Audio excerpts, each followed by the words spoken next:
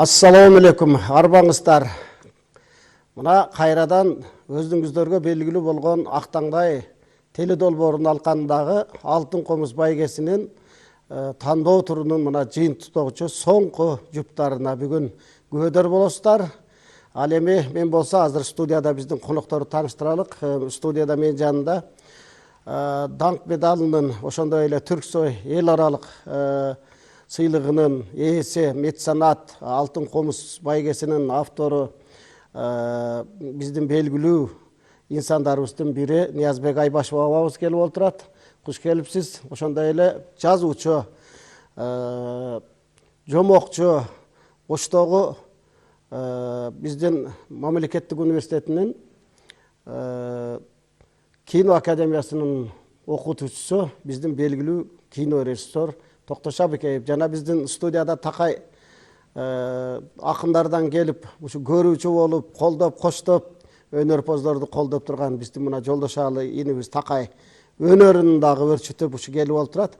Баарыңыздарга амандык тилейбиз да. Эми Бишкекте кичигенге кеп кезегин берейин. Ал жердеги биздин акындарды, ал жердеги биздин калыстарды тааныштырып, анан кийин бүгүнкү көрсөтүүнү баштайлы. Саламатсыздарбы, арбаңыздар ардактуу теле көрүүчүлөр, ошондой эле Ош студиягыбыздагы биздин кесиптештер. Мына ошентип биз бир ай бою Борбор калабызда Ош Бишкек теле көпүрөсү аркылуу акындарды тандап аткан учурубуз.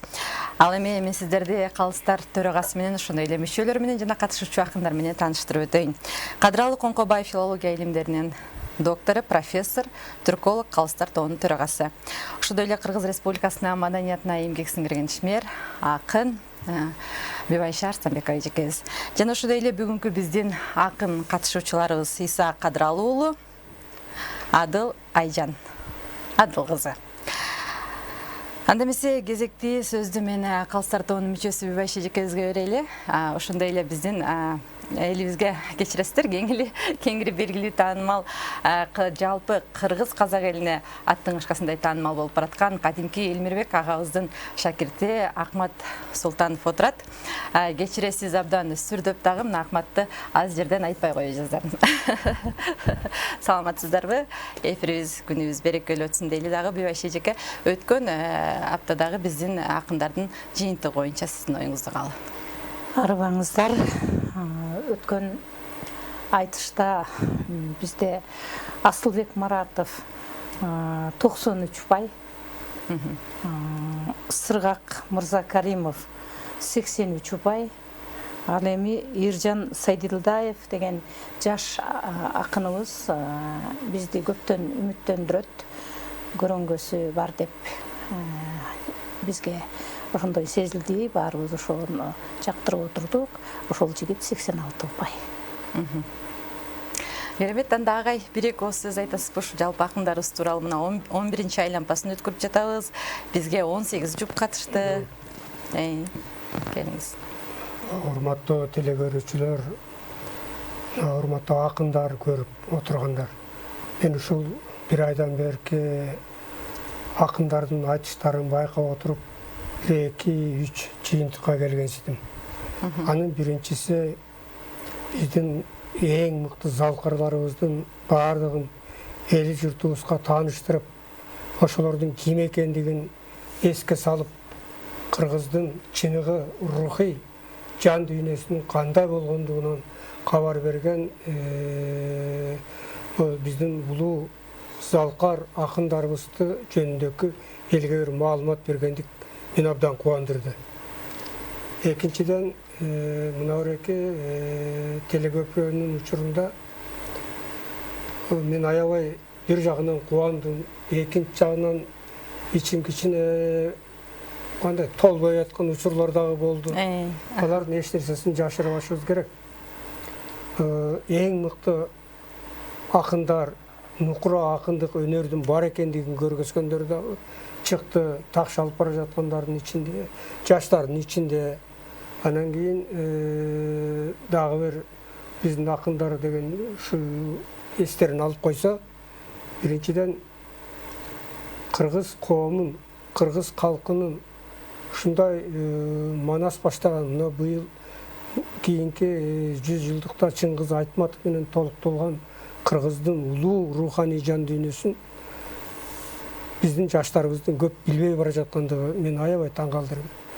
Ушунчалык массалык маалымат каражаттары, мүмкүнчүлүктөр ушунчалык көп, бирок акындарыбыз күндөлүк эле ичкен чай, отурган отургуч, жет көргөн тоосу, ушундай бир жөнөкөй нерселерди кошо албай кээде мүдүрүлүп кетип, аябай темаларды, залкарлар жөнүндө көп темаларды ачып бере албай кыйналганын байкадык. Эмнеси болсо дагы ар кимдин эле акын болгусу келет. Бирок Кудай Таалам жараткан деген аларга акындык өнөрдү берген эмес да. Буларга берген. Ошондуктан акындык өнөрдү күн сайын, секунд, минут сайын курчутуп туруш керек.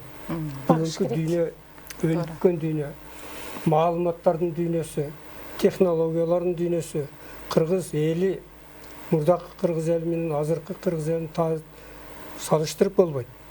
Азыр дүйнөдөгү прогресс, технология, жаңы түшүнүктөр кандай болуп атса, бүгүнкү кыргыздар ошолордун ээси.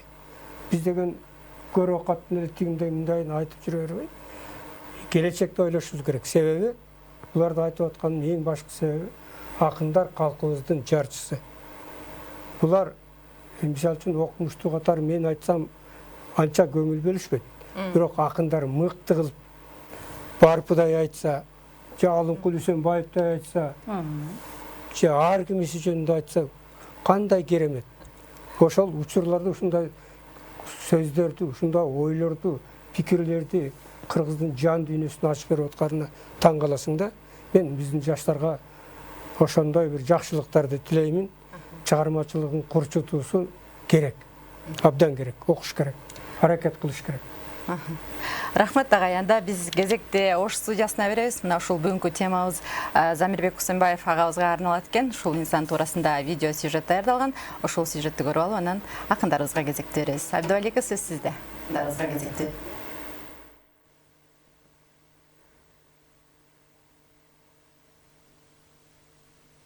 Кыргыздын заманыбыздын залкары, Кыргыз Республикасынын эл артисти, Токтогул атындагы мамлекеттик сыйлыктын ээси, атанын уулу Замирбек Усенбаев жөнүндө чакан видео сюжет даярдалган. Ошону берели, анан кийин биз Замирбек Усенбаевди айта турган биздин уулубуз менен кызыбызга ыр кезегин, ыр чылбырын дагы берели. Замирбек Усенбаев кыргыз элинин сыймыктуу төкмө акыны. Ал белгилүү Алымкул Үсөнбаев төкмөнүн төкмө уулу. Акын 1951-жылы Бишкек шаарында туулган. Ал өзүнүн өнөр жолун мектептеги көркөм чыгармачылык кароолордон баштап 12-13 жашында эле сахнага чыгып, атасы Алымкул Үсөнбаевдин Кыргыз элим аттуу ыры менен эл алдына таанылган. Ошондон тартып комуз менен коштолгон ыр дүйнөсү анын өмүрлүк жолдошуна айланган. 1968 жылдан тартып Кыргыз мамлекеттик филармониясында иштеп, таланттуу ырчы акын катары эл алдына чыкты. 1991 жылдан тарта филармониядагы эл шайырлары тобунун көркөм жетекчиси болуп эмгектенди. Ошол мезгилде Бүбүсара Бешенелиева атындагы искусство институтунда жаш акындарга сабак берип, устаттык жолун улантты. Анын комузчуларга жаштар жөнүндө терме, нан жөнүндө, улууларды эскерүү сыяктуу чыгармалары эл ичинде кеңири айтылып келет. Замирбек агай Токтогулдун, Жеңи жоктун, Эшмамбеттин, Калыктын, Ысмайылдын жана башка залкар акындардын чыгармаларында жүрөккө жеткири аткарды. Анын арасында Какен Алмазбековдун Кызыл туу кыргыз кыздары чыгармасын ийинине жеткири аткарган. Кадырлап турса кең мекен, каныкей болуш эмнекен, ардактап турса кең мекен, ай чүрөк болуш эмнекен, абалкы бийик куулардан азыркы кыздар кем бекен. Элим кыз менен көркөмдөй кыштагын, кыз менен көркөм бүт шаарын, ай чолпон биздин айылда, атайлап кантип бүт баарын, сайраган күкүк кайыргүл, Салима сайра мыскалым, таңшыган булбул болчу деп, бул тарыхта калчу кыздарың. Замирбек Усенбаевдин таланты Кыргызстан менен гана чектелбей, ал АКШ, Япония, Кытай, Түркия, Швеция сыяктуу өлкөлөрдө да кыргыз үнүн жаңыртты. Анын эмгегин эл жогору баалап, 1979-жылы Кыргызстан Ленин комсомол сыйлыгы, 1983-жылы Кыргыз СССРнин эмгек сиңирген артисти, 1991-жылы Кыргыз Республикасынын эл артисти, 1997-жылы Токтогул атындагы мамлекеттик сыйлык, 2001-жылы профессор наам, 2002-жылы даңк медалы, 2011-жылы Манас ордени, 2021-жылы Манас ордени экинчи даражада сыйлыктарына ээ болгон. Нан жөнүндө аралап суук шамалы, адамга салып санааны, ачарчылык менен ажалдын, жеп көрчү согуш келгенде, жергемди каптап карааны. Ыйлаган нан деп баланы, оюнчугун унутуп, ойноого дагы алы жетпей, өзөктөрү карарып, ооз толо нан жетпей, түйшүктү тартып көп бала, түштөрүнөн да нан кетпей. Азыркы кезде береке, ар үйгө кирсең нан менен, бааласак кунун нандын, барабар эле кан менен.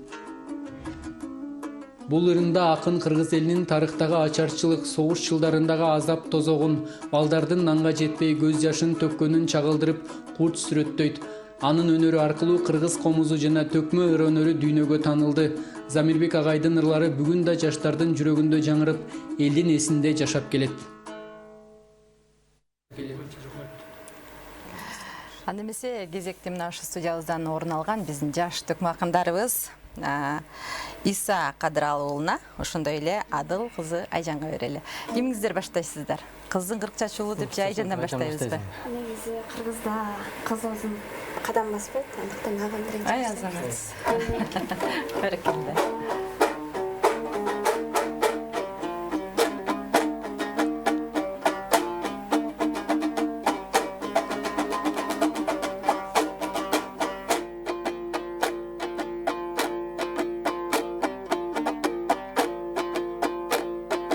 Erkindik berip sezimge, enin ergi bırdap esirge. Hakikat ar bir aruluk, aytılgan ar bir sözünde.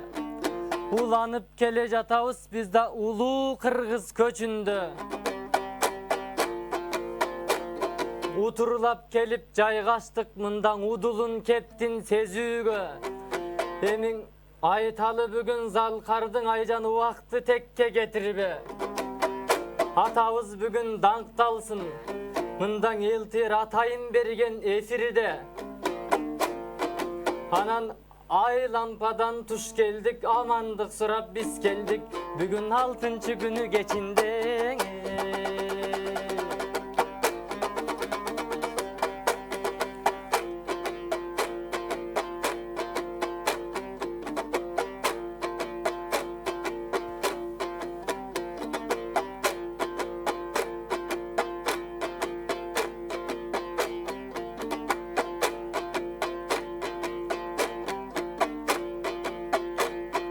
Emin ır kurcunun açayın, men bugün ırdavay kantip kaçayın.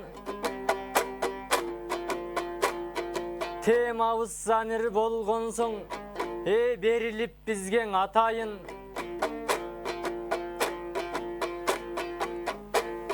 Men dagımından esirde, barыңızдар uruk saatты beriseňer bir açılış jasayın.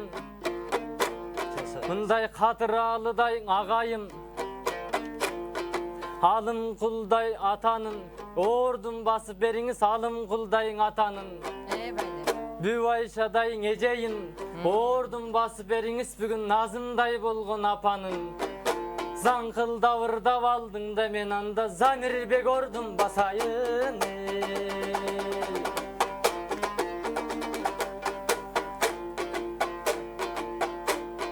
Anda men ırım baştadım, ay tuğan ırım çaktadım.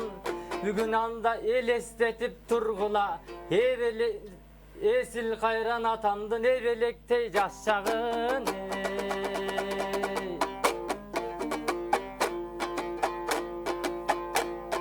Bir kezde kangançaң ukkan elemin, karan kayrıgın kara moldun. Hıvıraydın çınında komuzdu kanday tolgorun. Sanatındağın ukkamın, sayak bayday jorgonun. Oyuma tüydüm hoşondo, Osman kuldun hoylorun. Atakem marhum ölgöndü, Ismail atam koş teleň, önör pozdordun çoňdorun. Ha oşondo 5-6'da kuragın, belgilep aytsam bol jolun. Darbazabız kak takıldap, eň içinde jürüsem hordonun.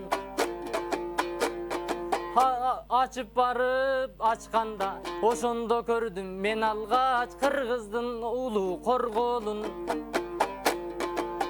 komuzdu berip koluma. Sayra devanda meni da ata apakem jakşı komdodum. Oşondon ecelerime men dagı komuzdun kılın tolgodum.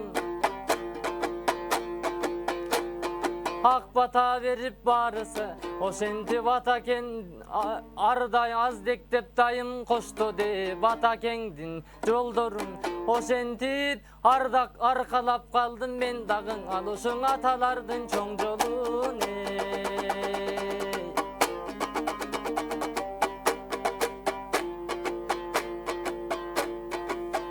Hemi jarıgınday çıraktın Haycan jarkırap ozdon ıraksın. Şıngırınday bulaktın şıldırap ozdon ıraksın. Kuvanıp kalsın kalayık demese kucurule kanıp kılaktın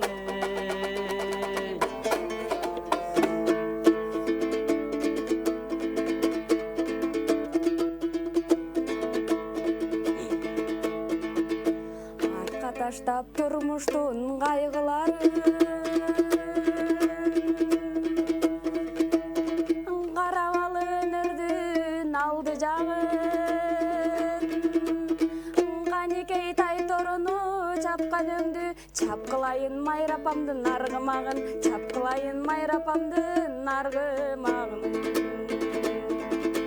Oy bayke sen ırda veliresin.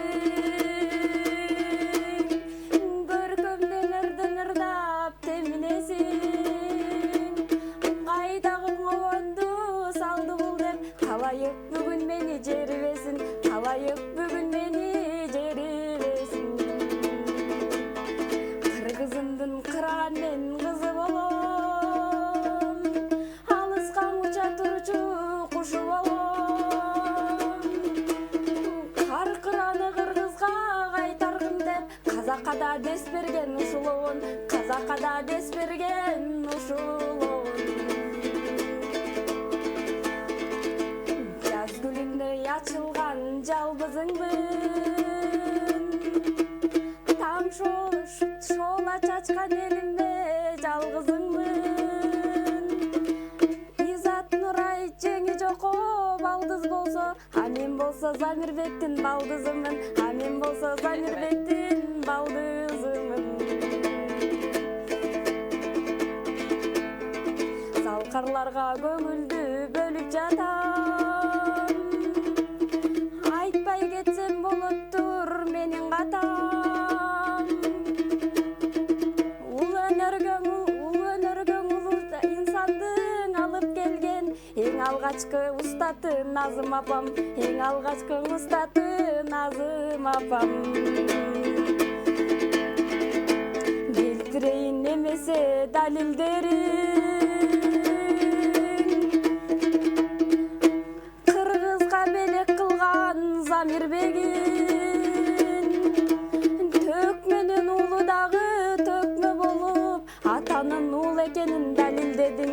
Атанын уул экенин далилдедиң.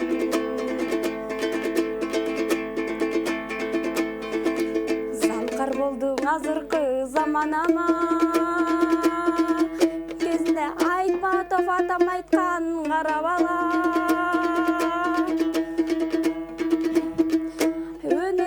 Элиң үчүн жанын сабап, элиң үчүн жанын сабап, Замир атам. Өнөр үчүн жанын чапкан садагага, өнөр үчүн жанын чапкан садагага.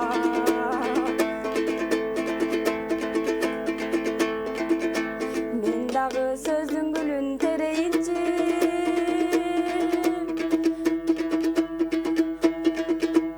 Улуу жолдун ул өнөрдү сезейинчи. Замирбектин жаш кезимин деп калдыңыз. Жаш Замирге кезекти берейинчи. Жаш Замирге кезекти берейинчи. Belli.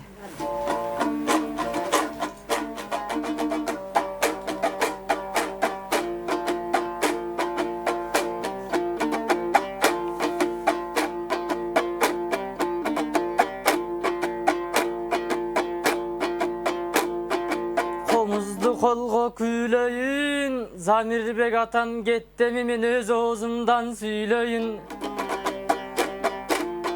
Antkeni Zamirbek'te atabız mına efirde bugün ayttık o. Düğün önün kıdırıptır jarımın atam düğün önün. Har bir sözün baykasan elestetip turatko jıparın çaçkan çınında jayloodun jıpar güldörün. Atamdın har bir saptары oba jaштыгынан baştalıp es akılga tüygönün. Mendan oşol jolgo түшкөнгө biraz baktılуу bolup abirok mındaki agaylardan sürdödüm. Antse dagı mınakey atamdın jolu uluu dep men başka jolda jürbödüm. Buyurusan atanın jolun bassam dep menin dagı buyurusa kızıltuu kızların mından aytpasam da kırgızdın aytkatı ayta turgan kündömün.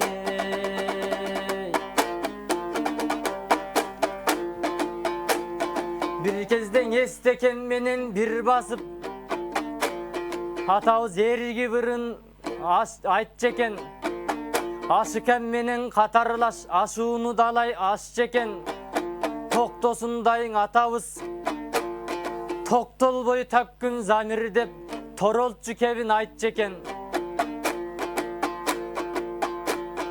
Anam tukan menen da bir basıp tuğralap kevin tapçeken. Ol jobay menen kişimcan aytı otursa alardın ak sүйүүsүң ak beken.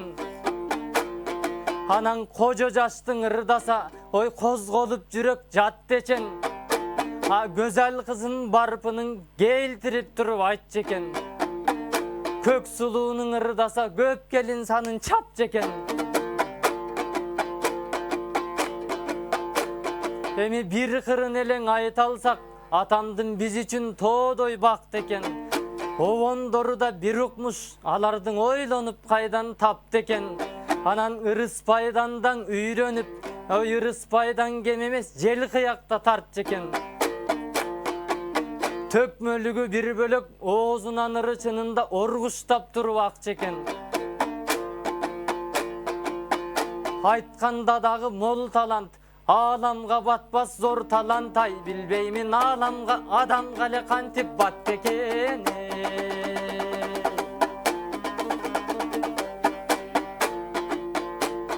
Anan kolumdu koyup komuzgan oy biraz köngülümdü burayın koomdogu bolgon jorukka.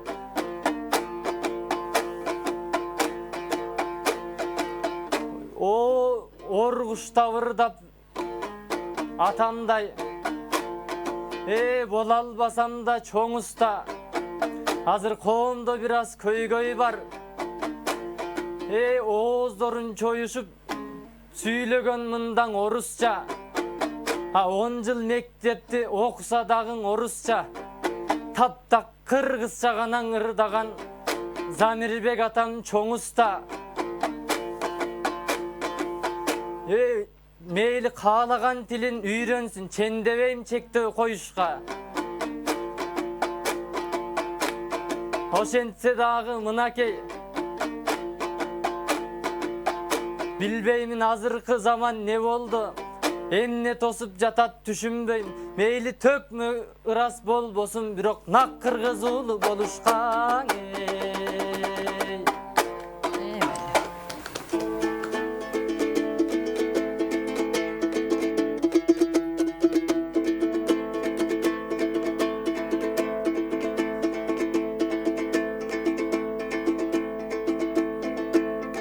Men dagı söz vermedin terip jatam.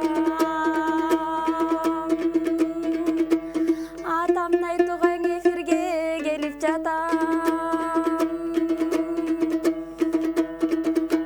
Erterek кезекти берсекен деп Исакемдин улам карап күтүп жатам. Исакемдин улам карап күтүп жатам.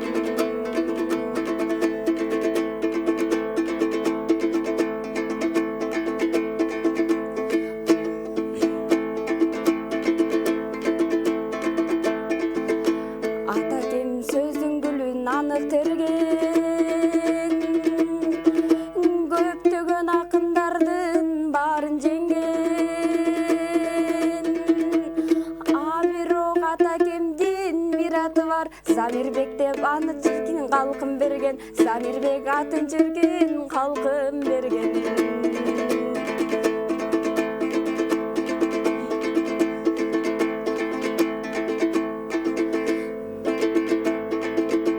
Тийсең экен берген атаң ошол батаң, батасын алып калгам кам кайда катам. Жаш кезинде элген иштеп, 20-га чыкпай элең элген иштеп, жаткан чиркин аз заманда кайсыл атаң, жаткан чиркин заманда кайсыл атаң.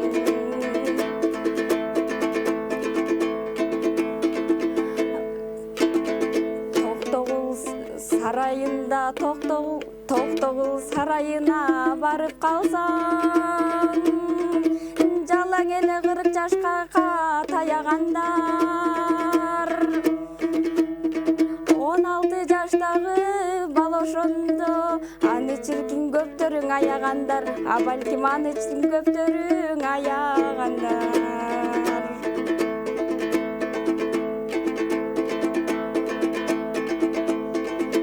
Азыркыга атамдын үнү жетти,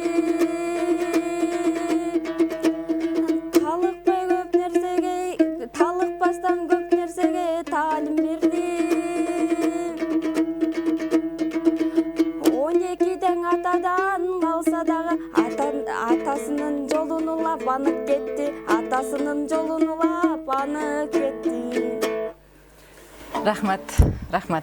Анда кезекти азыр ош студиясына берелик. Мына биздин эки жаш таланттарыбыз дагы өздөрүнүн дараметине жараша биздин Замирбек Усунбаев жөнүндө учкул ойлорун айтып берди. Биз чыгармачылык ийгилик каалайбыз. Ал эми биздин студияда ушул Алтын комуз байгесинин автору меценат Ниязбек абабыз бул жерде отурат. Нияз аба, айта кетсеңиз, эми мына бүгүн буйруса 3 айдан бери тандоо туру өткөрүлүп, жалпы жонунан бизге ушу катышуучулар 46 акын каттоодон өткөн. Эми алардын арасында кээ бирлери келбей калды, шартка жараша болду. Ошол баардыгын биз калыстар менен кошулуп көз жаздында калтырбай, дараметтерине жараша баарын биз ушул калчап ар биринин өзүнүн упайларын, бааларын алып келатат да. Эми азыр жалпы телекөрөрмандарга кызыктуу да, мына 2 миллион байге коюлду. Андан сырткары бир комуздун өзү мына 500 000 сомдук алтын комуздарды даярдап атасыз. Кандай болуп атат?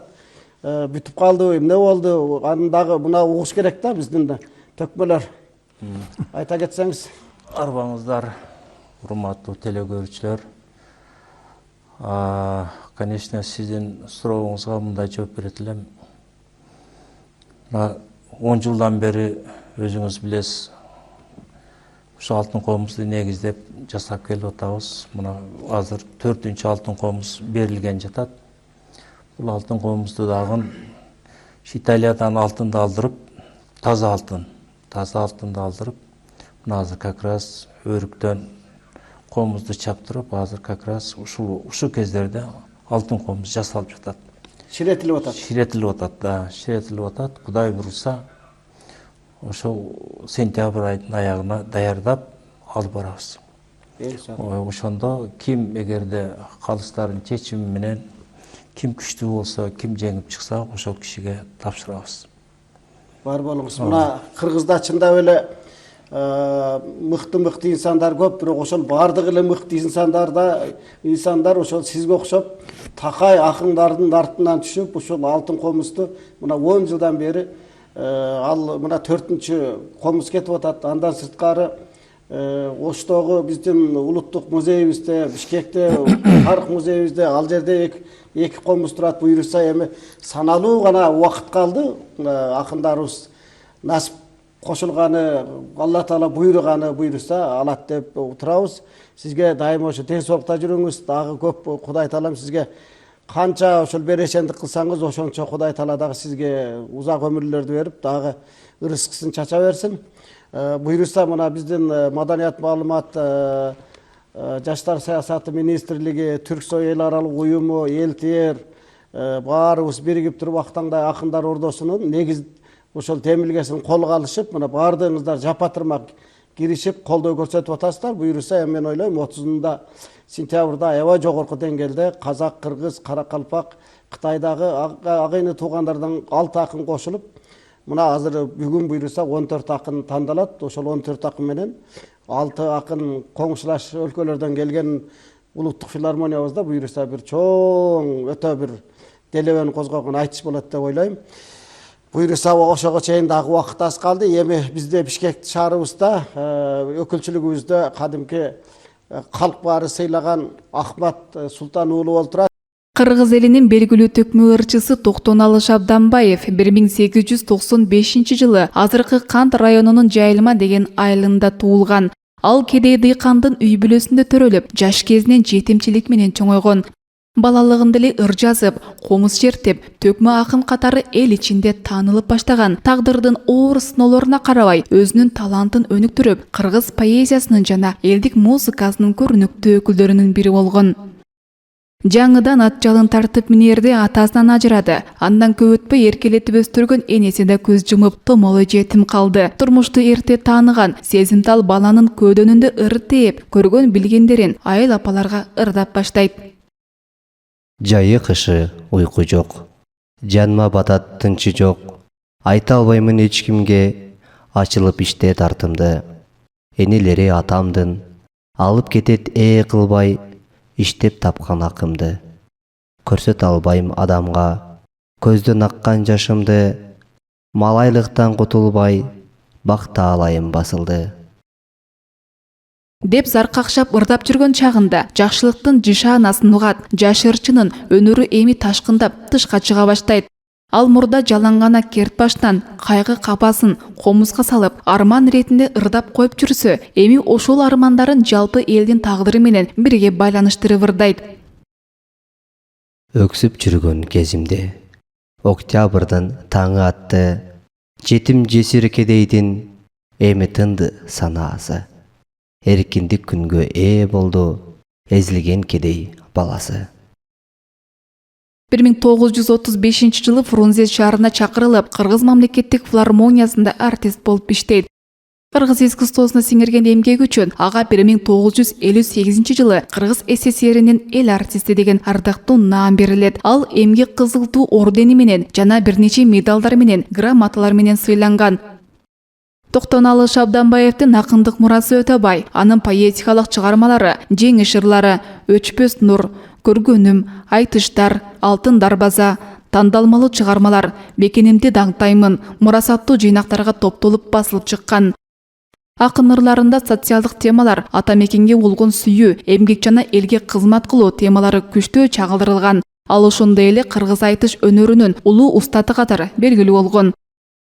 Ыр-таймаштарда акындын куурчакылы, анын сөз тапкычтыгы менен айырмаланып, көптөгөн айтыштарга катышкан. Айрыкча Исмайыл Борончиев менен бирге өткөргөн айтыштары эл ичинде кеңири белгилүү болгон. Исмайылга окшоп кээ бирөө, бекер өмөт кылган бар. Алкын бузуп, агытып, араң дүйнө жыйган бар. Ак сакалдуу кары деп, ак мурут суу алгы деп, улуу болду атагың. Атайын келип үйүңө, аңгеме куруп жатамын. Арам жолго бурулбай, сен аябай эмгек жасадың. Кара кылды какчарып, калыстык менен жашадың. Мен ырчыны деле көрбөдүм. Мына Исмайылдан кашаңын, жаталак болгон кез экен, жашына жетпей атанын. Комуз черткенде жана ырдаганда элди руханий жактан таасирленген. Мындай өзгөчөлүктөрү анын акындык ментин арттырып, элдин сүймөнчүлүгүнө кылган. Токтоналы Шабданбаев 1978 жылы дүйнөдөн кайткан. Артында элге таанылган ырлары, комузда ойнолгон керемет оондору жана кыргыз поэзиясынын тарыхында өчпөс из калтырган акындык мурасы калган. Ал сөздүн чыныгы устаты, улуу төкмө акын болгон. Ооба, Ахмат дагы өзүнүн мына ушул булак көрсө көзүн ач демекчи, мына мончоктой болуп жаңы ачылып келаткан, жаңы чыгып келаткан акындарыбызды эртеден бери карап отурду, кеп кеңешин берип, алтын шилекейин чачыратып бир калыстык кебин айтар, ийгилик каалар. Ал эми бүгүнкү Ахматтын темасы болсо мына ушул Айтылуу Токтоналуу Шабданбаев атабыз тууралуу экен. Келиңиз анда Ахмат бир-эки сөз сүйлөп, анан өзүңүздүн темаңызды баштаңыз.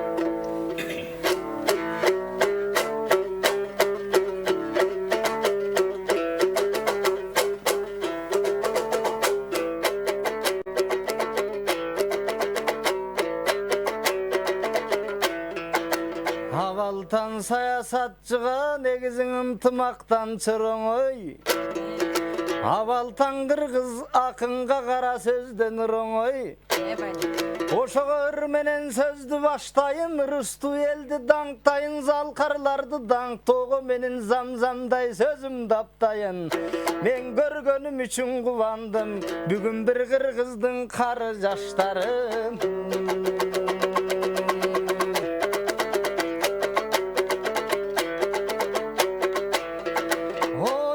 Менен жалганды өксүгөн далай замандар, ошол залкарлар кеткен мурастап заманга сыйбас алам бар. Болбосо Токтоналың атамнын тоодой даңкын караңдар. Ошо СССР даңкын даңктаган эчен жарандар.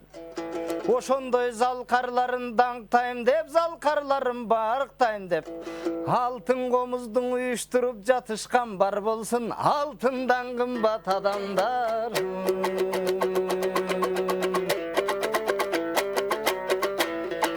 О, жалпы эл көрөт турбайбы жакшынын чачкан жарыгын? Ушу асылдар кетет көтөрүп ардоорунун кадырын. Ар заман даңктайт үлгү алат асылдардын калыбын, асылдардын салымын.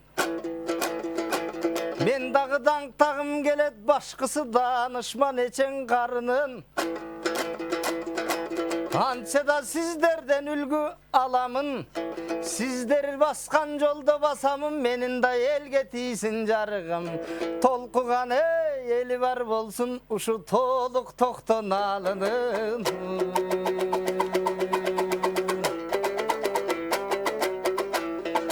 Токтоналың атабыз кече 19-кылымда, ошо тогошкон кылым кырында, Сары өзөн чүйдө туулган санжыраң айтсак чынында. Эми заманын кошуп кетиптир, зарлаган эчен о жылында. Анча да жетимдикти көп көргөн, о жетимге дартын өткөргөн. Ит заман экен андагы, ошо куу заманга басылып, куураган бойдон калбады. Жетимдикти жеңди да, жалпы каңырын арнады. Жаман кулдан үлгү алып, жалпы журтка сайрады. Калпынып кетти атамдан, эчең каухардай сөздүн каймагы. Болбосо Токтогул менен жеңи жок, толкуган талант теңи жок. Осмонкул менен калык бар, орошон талант алыптар. Болбосоң алым кул менен барпы бар, андагың асыл талантын аламга сыйбас наркы бар. Ошолор жолун жалгаган, о мактуу жолдон тайбаган. Көрдүйнөгө багынбай, өнөрдүн туусун кармаган. Токтоналың атамдын толкуган улуу мурасын, мен да мазардай көрүп айланам. Анткенин ой алтын деген ыры бар, о маты бар, сыры бар. Ошол ырда чын эле ак сүйүүнүн нуру бар. Эчен урушкандар табышып, үшүгөн жандар жылынар. Ошолордун мурасы кылымдын болду байлыгы. О тоолук эл менен бир өскөн Токтоналынын тагдыры. Жетимдикте атамдын көрбөгөн күнү калдыбы? Антсе да ошол өнөрүнө багынды көргөн күндүн бардыгы.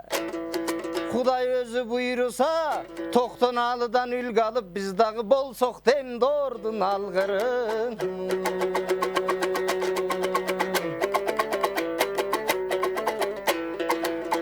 О батырактардын заманын, андагы байымсыз дордун абалын. Uşu тоқтан алатам ырдаган илиштин келчи кабарын. Емин өзгөчөң айтчы бир жайыт. Ай өзүнчө калбай кумсарып же өзүнчө калбай сумсайып. Заманына жараша өнөрдү сактап даңктаптыр. Өзгөчө салтын барктаптыр. А киши калемдин алып колуна каш кайтарды жазбаптыр. Агылган мөлтүр булактай барысын айтып таштаптыр. Кезиндең Исмайыл деген алпакын, Исмайылдын ырына башы икеген канчакын. Ошо Исмайылды атабыз жетелеп жүрүп өстүргөн. О кууп жүрүп чынеле куп таланттыкка жеткирген ушу токтон ала атамба. Даңкташ керек башкысы толкуган тоодой атамды. Ошол атам болбосо улайт беле чынеле улуулар далай сапарда. Анткенин Осмонкул менен бир жүрүп оматтуулардан баталды. Исмайыл менен ырдашып ырыстуң ырчың аталды. Тодуктап кетти ошолор кезинде филармониянын тобунда асылдар жүргөн катарда. Болбосо Манасчыдан саякпай айтып турган санаты. Албан түркүм о Манастай куулуп турган ыргага, жуурулуп турган ырлары. Анткени саякпай менен бир жүрүп ушул токтон алатам жыргада. Токтон алың атабыз Кара молдонун жанында касиет сөздөн ырдада. Бакыт эмей эмине залкарлардын тобунда замандаш болуп турганы, эчен сапарда элине ырын сунганы, өчпөстөй жана өлбөстөй өрнөктүү маек курганы. Ошолордун буйруса бизге байлык кылганы, бизге байлык кырдады. Болбосо санап отурсак залкарлар экен андагы. Ошол кезде топтолгон таланттардын каймагы. О кыякчы Мураталы кыякчы, алдагы Музоке бабам сыяктуу. Кыягын тартсаң агызган күүлөрдөн мөлтүр булакты. Канча доордон какпастан өтүптүр алтын туякту. Ошолор жагып кетиптир филармонияга кезинде таланттан өчпөс чыракты. Алардын дагы сабында Саиттей болгон чоорчу бар, Саиттей болгон атамдын сары алтын тоодой орду бар. Эми ал кездеги таланттар бар эле алтын башаттар. Барысын мактап атап кал. Анткени атаган сайын даңкталган, абирди сөзүң баркталган. Ордудагы салмактуу, эмгеги дагы ардактуу. О мына таланты дагы арбактуу. Айтор мурасы дагы каймактуу асылдар экен барысы. Ошолор менен даңкталган оматтуу элдин намысы азыр үлгүлүү болуп карачы. О мына жан дүйнөнү жарыткан ошолор экен башкысы. Ошол оматтуу залкарларым бул өнөрдүн алтын бактысы. Жыл сайын эй бийик өспөйбү, буйрусаң алып залкарлардын тактысы. Алтын комуз байгебиз буйруса байгеним болсун жакшысы. Алтын комуз чертилсин алтын доорго кыргыздын ак канаты серпилсен. Ала тоо кыргыз калкына Ниязтай болгон уулдары аламга сыйбас кутбакты. Ушул ата журтуна келтирсен.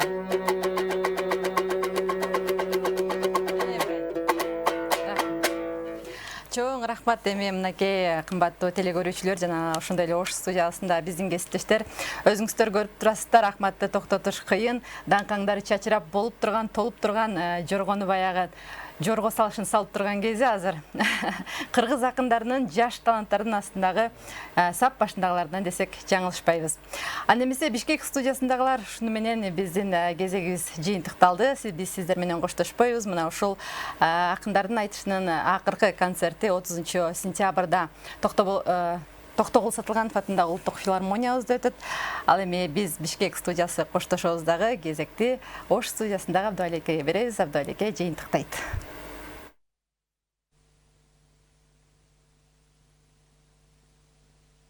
Рахмат, кичиген мына биздин Ахмат уулубуз дагы абдан токтонаалы чоң залкар жөнүндө керемет саптар менен айтып болгон мүмкүнчүлүгү менен эл журтка бир чоң мындай айтканда казынаны жайып берди. Чыгармачыл ийгилик аман болсун. Дайыма ел içinde сайрап жүрө берсин бардык биздин таланттар. Негизи эле ушул эл-терде Актаңдай теледолбоорунун алкагында тандоо турга катышкан жалпы ошол ар бир келген биздин уул кыздарыбыздын бардыгына чыгармачыл ийгилик каалайбыз.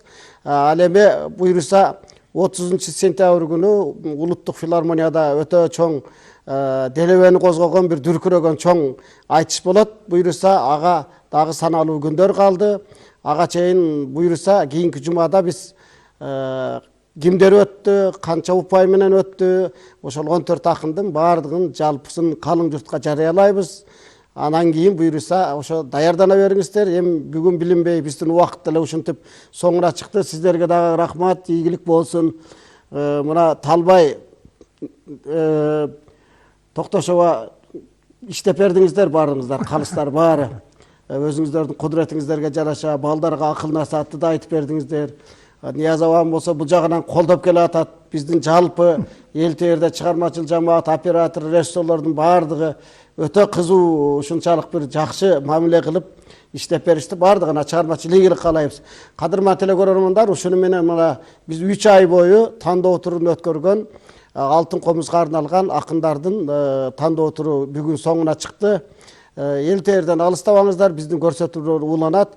Биз болсо дагы жакшы күндөрдө Актаңдайдан жолукканча аман туруңуздар демекчибиз.